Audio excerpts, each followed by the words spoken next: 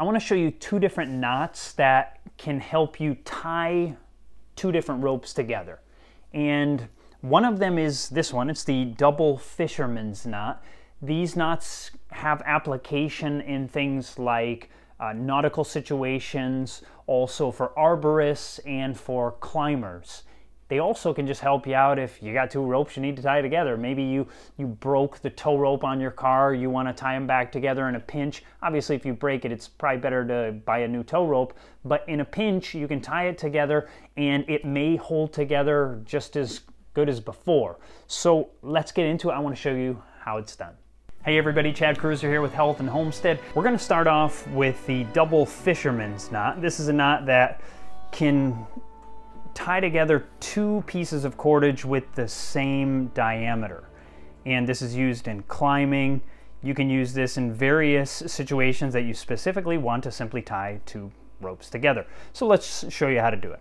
So you take your two ropes and we're going to put them parallel with each other, but we're going to have them facing opposite directions. And you're going to need quite a bit of space to work with. So we're going to start with the left side here. So I'm going to put the left working end on the top, and we're going to go over the top of the other one, and then we'll bring it back around like this and make a what I call the sideways teardrop.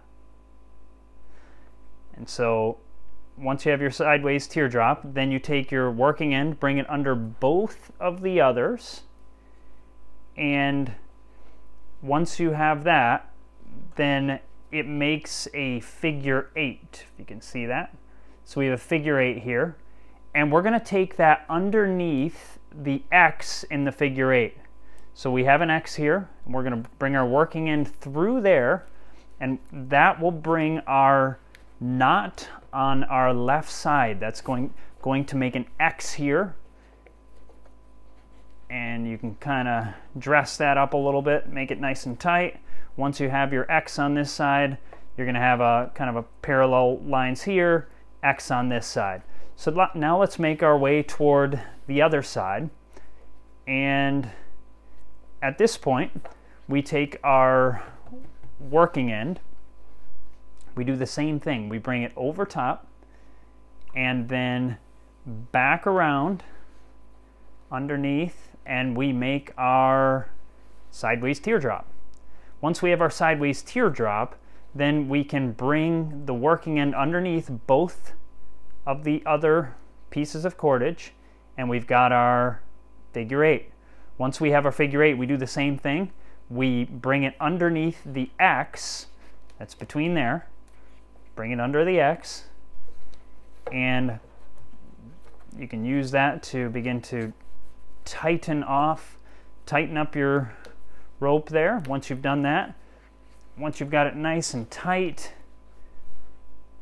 what we do is we simply take the standing ends now and we pull on the standing ends, and what they'll do is they'll kind of lock together here, and as you pull it tight, they have this perfect connecting here, and on the other side you have parallel lines. So it's just a nice looking knot, and you can put a lot of pressure on this knot. This is the double fisherman's knot. Now I want to show you the sheet bend. This is a knot that is used to tie together two cords that have different diameters, different thicknesses. And it's used out at sea, so it's a nautical knot, but it's also something that's used for arborists. For instance, if you wanted to have, if you have a man up in a tree and he wants a tool that's down on the ground, he can use let's say this is the end that's up in the tree, he can hook together the other one, and very simply they can take it apart. And I'll show you how it works real quick. So let's start off. You begin by making a bite. A bite is simply bending a rope over on itself, and you do that, you're going to specifically do that with the thicker cord. You do not do it with the other one. Now you can use this also with ropes that are the same thickness. And then you take your other rope, you bring it through. As you bring it through, you just bring it underneath and the first way to do it is then just tie it under itself or run it under itself. And at this point you can simply pull and you have your sheet bend. That's the simple sheet bend. And you can see though, the problem with this, if you let tension off, it can just kind of give you trouble. So there's things that you can do to make it a little better. Now I want to show you how to do the slipped sheet bend, which is a quick release version. And so once again, we make a bite and we bring it back through, up and over, just like we did before. And instead of just tying it through again and pulling it taut like we did last time, this is the standard sheet bend. So instead of doing that, we get a little extra cordage here, make another bite. So we have a second bite and pull it underneath here. And once you have that, you can pull your cordage again, the thinner one. As you pull it, now you've got your slipped sheet bend. One of the great things about a slipped sheet bend is you can get this done very, very easily. If you simply pull like this, watch this, boom.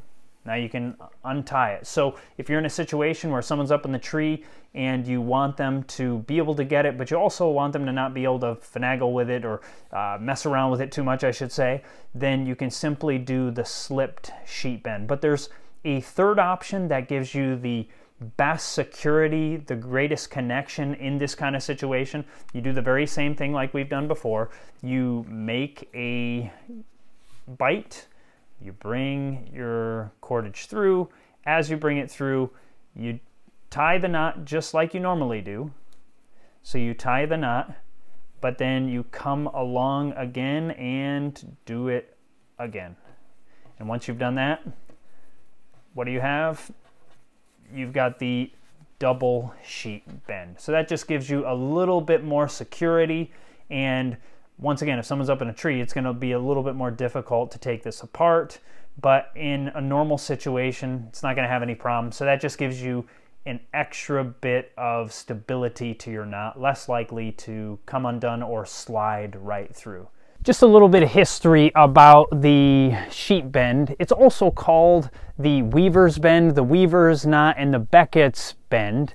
And it's not the most, it's not one of the strongest knots out there, but it's perfect, like I said, in a climbing situation. So you take your upper rope and you connect it. Let's say you have a pouch, a bag of tools that you need to send up to your fellow friend who's either climbing or doing some arborist work. It's perfect for that because it's not like you're putting 1,000 pounds on there. You're putting a few tools on there. It works great. They get it up there and you can simply untie it and send it back down or keep it up there, whatever it is. It's very simple to use. A second thing to know is that in Ashley's book of knots, which I think is like, I don't know, 3,800 knots, of all the knots in the book that they chose to put, this is the very first one. So the sheet bend, they thought was so important to put it as number one. I don't know if the order makes such an importance, but there it is. They put it there. Interestingly enough, that the International Guild of Knot Tiers, did you know there was an International Guild of Knot Tiers?